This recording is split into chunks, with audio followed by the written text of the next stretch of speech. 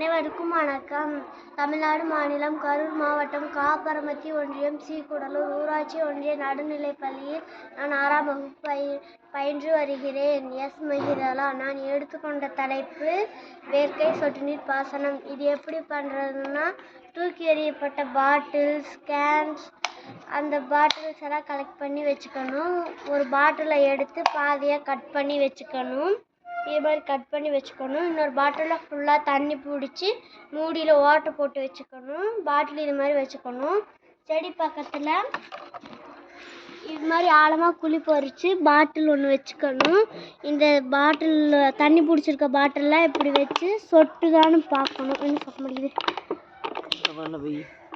சொட்டுதான்னு பார்த்துக்கணும். இந்த செடி பக்கத்தில் குழி பறிச்சது பாதி கட் பண்ண பாட்டிலை வச்சு இதுக்கு மேலே தண்ணி பிடிச்சிருக்க பாட்டிலை வச்சுக்கணும்.